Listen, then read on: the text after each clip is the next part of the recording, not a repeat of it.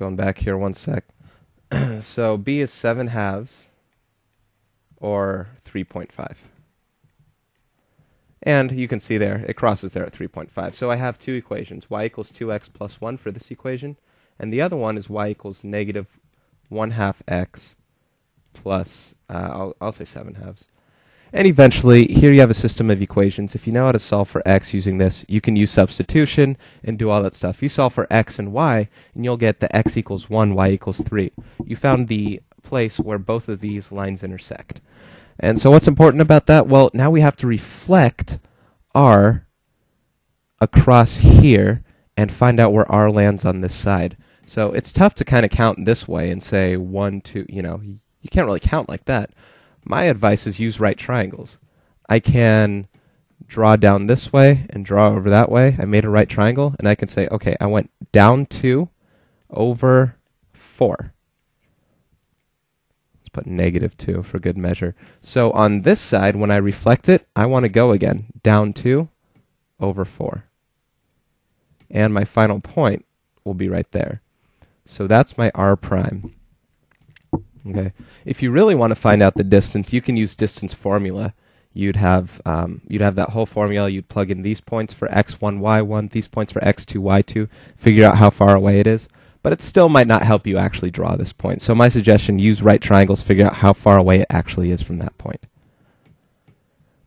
Okay, now I'm going to go into matrices here, and this will be a little different because they look different.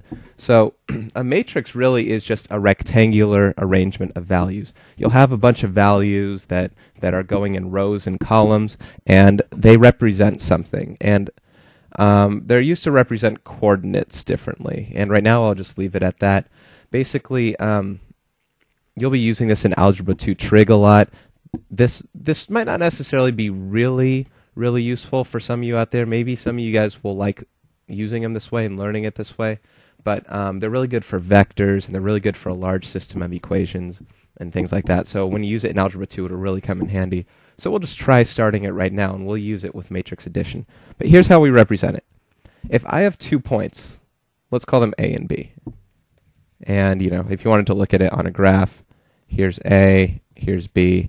Maybe we wanted to translate them or do something like that. So there are the points x1, y2, and x2, y2.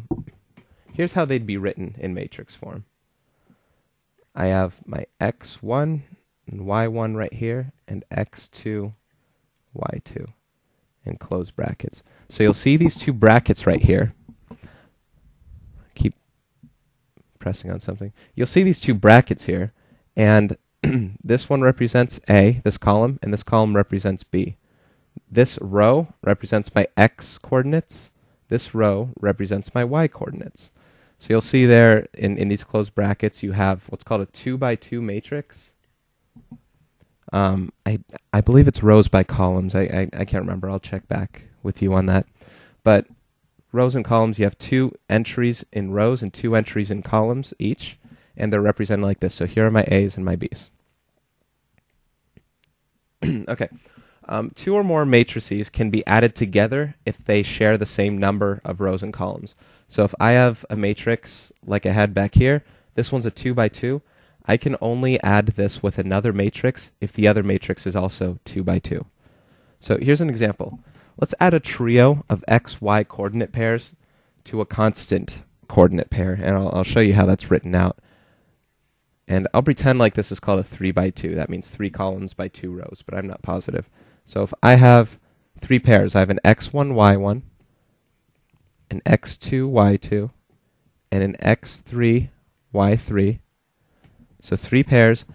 I want to add them to this constant coordinate pair, and that means that I'll add all my x's with A, and I'll add all my y's with B. So this one will be like A, and B, B, B.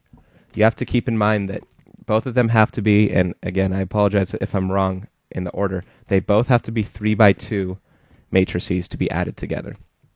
So these are called entries. This entry has to add with this entry right here. And this entry has to be added with this entry right here. That's why they need to be paired up. if this part was obsolete and that wasn't there, this would have nothing to add with. Same with that. So they need to be together. So what does that equal? Well, let me add another page here. Let's copy this over. Hopefully I got that all.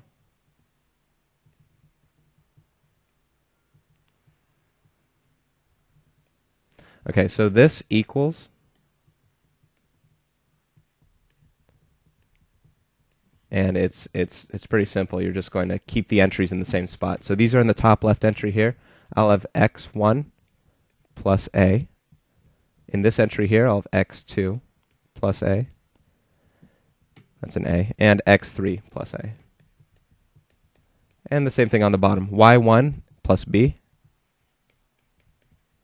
y2 plus b. And y3 plus b. What you see here is the equivalent to what would be a translation. If I have these three coordinate pairs, maybe they make up a triangle, and I want to say, okay, I want to translate it so many units, A units in the x direction and b units in the y direction. Here would be the coordinate points for the image of that original pre-image, right? So this might be my a prime, b prime, c prime triangle. So that's where we're going next with this. Use of matrices and translations. So first we have to find the coordinates of the vertices, or the special points. Like in a circle, there aren't any vertices, so maybe the center or how far away it is from the radius. So find the coordinates of the vertices and special points in your pre-image, all right, if they don't have it. So you might have a graph, and you might have to actually write down what they are. After that, put the xy coordinates into matrix form. So you saw that here in the very beginning. X1, y1 goes into matrix form like that. X2, y2 goes into matrix form like that. So put it into matrix form. And then put the translation also into matrix form. And make sure that you match the same number of rows and columns as your XY matrix. So for instance, here it said, so here's my translation, AB. I want to translate it like that. I need to put this into matrix form as well and match up how many there are. So I want to add A to every X. There are 3 X's. I have to put in 3 A's. And I want to add B to every Y. If there are 3 Y's, I have to put in 3 B's. And here's my, I'll call it my translation matrix. And then we added them. And finally, add the individual entries, remember that term, individual entries together in what I'm calling a solution matrix. So I add them together, and here's what I'm calling the solution matrix. And each entry is top left, the top middle, and top right, etc. So tie those all together and add them. And then in the end, I mean I could put step 5, put them back into coordinate pairs, but that doesn't have anything to do with matrices anymore. So let's do an example. Let's say I have triangle TRI right here, and I want to translate it 4 units to the right and 5 units down. Okay, now I'm not asking you to graph it. I'm asking you to use matrices to actually just plot the points. So this point right here for T is -1, 1. R is 2, -5.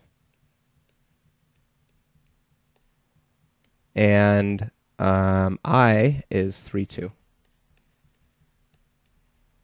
Okay. I want to go ahead and put these into matrix form. So if you remember before, this will be a trio of coordinate points here. My x's will be right here. My y's will be right here. Here will be T, here will be R, and here will be I. Okay, I want to put T's x spot right there. It's y right there.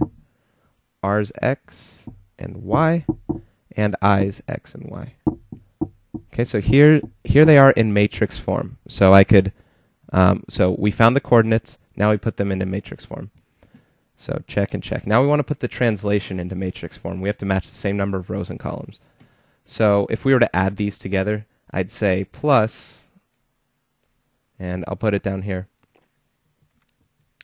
So my translation is 4, -5. My 4 is going to match with my x's. My -5 is going to match with my y's. So it should be a 3 by 2 matrix as well. 4, 4, and 4, and -5, -5, -5. Okay, when I add them together, Let me go down.